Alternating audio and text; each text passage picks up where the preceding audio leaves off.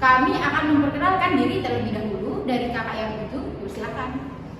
Halo adik-adik, perkenalkan nama saya Kakak Trisha.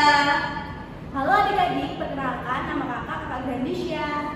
Halo adik-adik, perkenalkan nama saya Nadira Tulumani. Halo adik-adik, perkenalkan saya Kakak Cahyo. Oke, dan terakhir, hai, perkenalkan kakak adalah Kak Rona.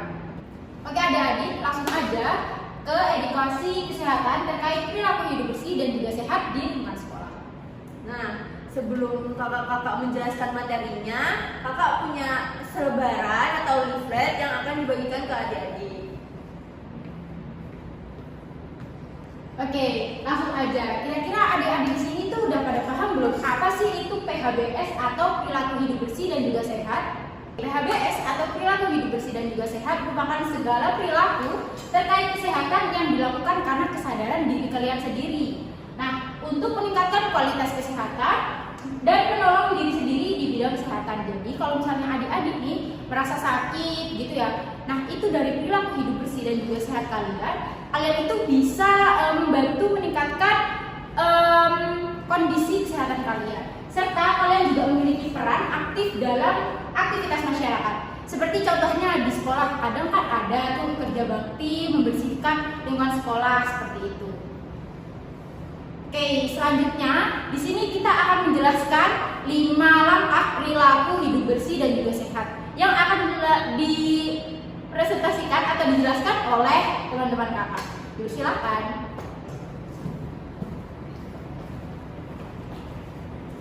Ya, baik adik-adik. Jadi yang pertama saya akan menjelaskan terkait dengan salah satu langkah untuk melakukan perilaku hidup bersih dan sehat. Yang pertama yaitu melakukan cuci tangan pakai sabun dengan air mengalir. Jadi untuk adik-adik ini cuci tangan pakai sabun ini adalah suatu hal yang paling mudah dilakukan untuk mencegah terjadinya suatu penyakit atau penularan penyakit. Dikarenakan dengan cuci tangan ini kita dapat membunuh kuman-kuman di tangan kita sebelum melakukan aktivitas lainnya. Ya, jadi di sini saya akan menjelaskan cara cuci tangan dengan benar. Di sini ada 6 langkah cara cuci tangan. Yang pertama, kita memberikan sabun di telapak tangan kita, kemudian kita bersihkan telapak tangan kita. Setelah itu kita bersihkan punggung tangan kita di kanan dan kiri bergantian.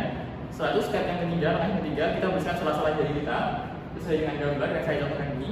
Dan yang keempat, kita bersihkan kuku jari kita dengan cara mengunci jari kita seperti ini. Kita bersihkan secara bergantian kanan dan kiri. Yang kelima, kita bersihkan ibu jari kita secara bergantian kanan dan kiri. Dan yang terakhir, kita bersihkan kuku jari kita dengan cara menguncurkan jari dan kita bersihkan di telapak jari kita seperti ini. Nah, untuk setiap langkahnya ini disarankan selama 20 detik sehingga untuk semua langkah ini kita harus menyelesaikannya selama 2 menit karena dengan dalam waktu 2 menit itu dipercaya akan dapat membunuh kuman-kuman di tangan kita sehingga kita sudah bersih untuk melakukan aktivitas lainnya. Nah, kapan sih kita harus mencuci tangan dengan benar itu? Di sini ada 9 momen penting untuk mencuci tangan. Yang pertama yaitu pada saat sebelum, saat dan sudah menyiapkan makanan. Yang kedua yaitu sebelum kita dan sudah kita makan. Yang ketiga sebelum mengasuh bayi, yaitu seperti memberi makan bayi, menyusui bayi dan juga mengendong bayi. Yang selanjutnya yaitu pada saat kita menjenguk orang sakit, karena di rumah sakit itu merupakan tempat utama penularan penyakit sehingga kita itu harus mencuci tangan kita sebelum dan menjenguk orang sakit. Selanjutnya yaitu saat, setelah dan sebelum membersihkan luka karena kita tidak tahu di luka tersebut apakah ada bakteri atau virus lainnya. Waktu selanjutnya yaitu pada saat setelah melakukan buang air dan buang air kecil atau buang air besar. Selanjutnya yaitu pada saat setelah kita melakukan bersin ataupun batuk. Selanjutnya setelah kita memegang sampah, baik itu membuang sampah atau sudah membersihkan sampah-sampah. Dan yang terakhir pada saat setelah melakukan aktivitas seperti kita sekolah, belajar, kan kita memegang pulpen, memegang buku, di mana di situ semua adalah tempat berkumpulnya bakteri sehingga kita harus mencuci tangan setelah melakukan kegiatan. Mungkin itu untuk langkah yang pertama cuci tangan, dan langkah yang kedua akan dilanjutkan oleh teman kita. Baik, itu silakan.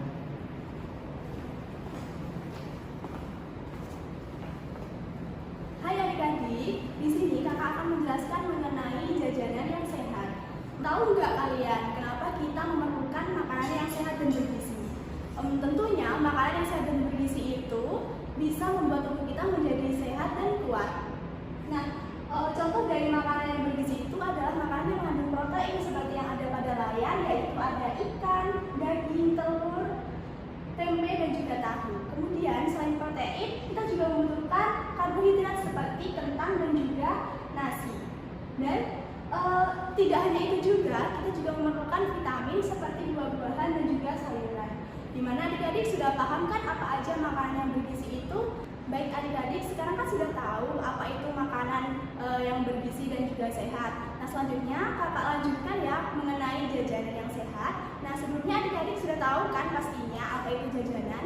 Jajanan adalah makanan yang dapat ditemukan di pinggir jalan dengan warna, bentuk, ukuran, serta rasa yang dibuat untuk menarik perhatian pembelinya. Sehingga dalam memilih jajanan ini juga harus memilih jajanan yang aman dengan nilai gizi yang baik. Selanjutnya Kak. Baik adik-adik, tentunya di lingkungan sekolah ini pasti banyak orang-orang yang berjualan jajanan seperti cilok, snack, ataupun es, ya kan? Tapi adik-adik ini harus mengurangi jajanan di luar. Bagaimana sih cara memilih jajanan yang sehat? Cara memilih jajanan yang aman dan sehat bagi kesehatan yaitu sebaiknya adik-adik ini membawa bekal dari rumah karena dapat mengontrol tentang kualitas makanan yang dibawa. Selanjutnya, adik-adik ini harus memilih makanan dalam kondisi yang baik. Lalu, adik-adik ini harus membeli makanan di tempat yang bersih atau tidak kotor. Kemudian, adik-adik ini harus menghindari makanan dalam keadaan yang terbuka. Kalau makanan dalam keadaan terbuka itu kemungkinan akan menjadi tempat untuk hinggapnya lalat, sehingga akan menyebabkan sakit perut. Kemudian, adik-adik ini harus menghindari jajanan berwarna mencolok seperti warna merah ataupun warna kuning. Kemudian, adik-adik ini harus melihat label makanan yang meliputi nama pangan dan nama pangan olahan daftar bahan yang digunakan, keterangan kadaluarsa, kode produksi, keterangan kandungan gizi. Lalu yang terakhir yaitu apabila makanan basah, maka perhatikan fisik dari makanan tersebut. Apakah baunya itu menyengat atau tidak? Baik adik-adik, sekian penyampaian materi dari kakak, semoga bermanfaat. Jangan jajan sembarangan dan jangan lupa cuci tangan sebelum dan setelah makan. Terima kasih.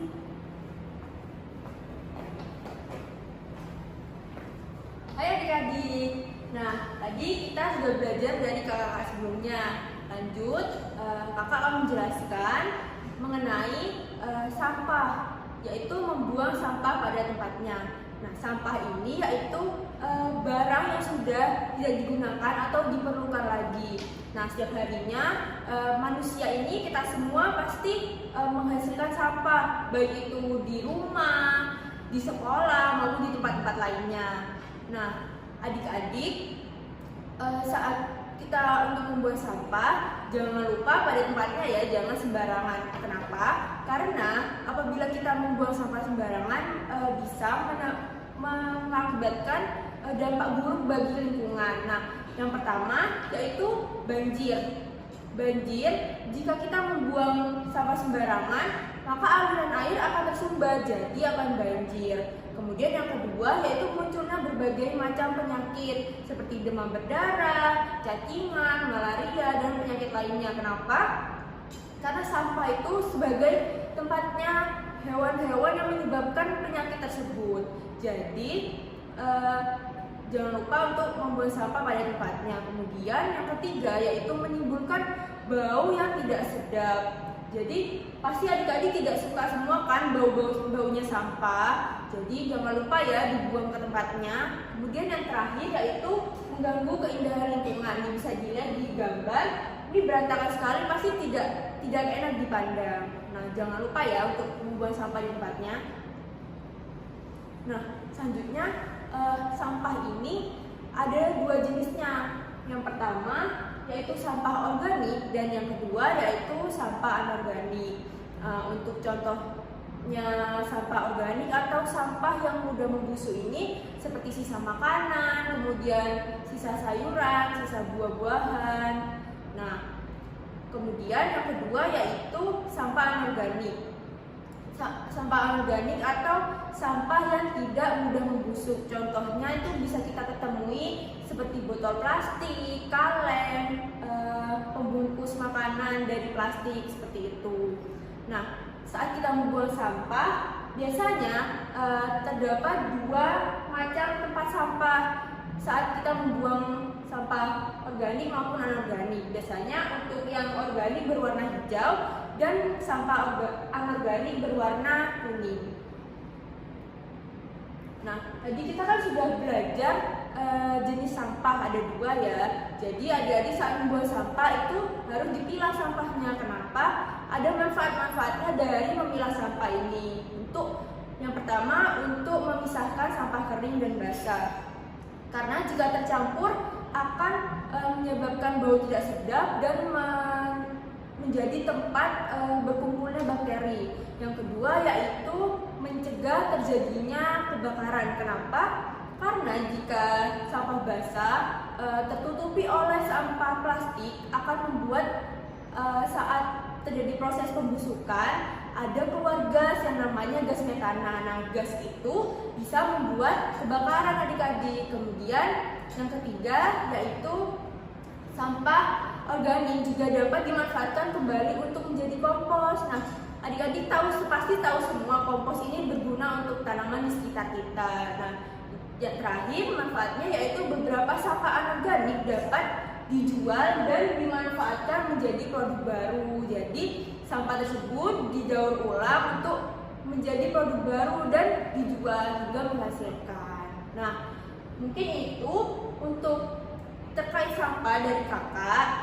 Selanjutnya akan disampaikan oleh teman kakak. Dadah.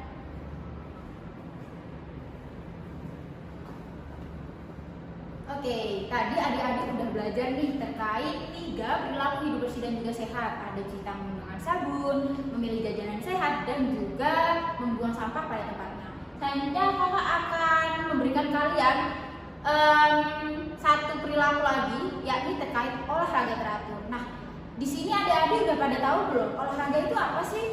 Kayaknya kalian itu udah sering sih melakukan olahraga gitu. Nah, olahraga sendiri itu adalah aktivitas fisik yang melibatkan gerakan-gerakan otot.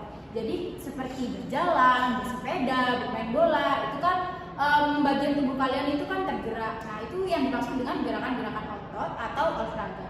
Nah, manfaat dari olahraga sendiri yakni mencegah kelebihan berat badan, membantu mempertahankan kekuatan otot kalian, meningkatkan kebugaran atau kekuatan otot, dan juga membuat tidur kalian lebih nyenyak. Coba deh kalian kalau sebelum tidur malam itu di sore hari kalian melakukan olahraga. Nah, kakak jamin nanti pas tidur malamnya kalian itu lebih nyenyak dibandingkan kalian yang tidak berolahraga seperti itu.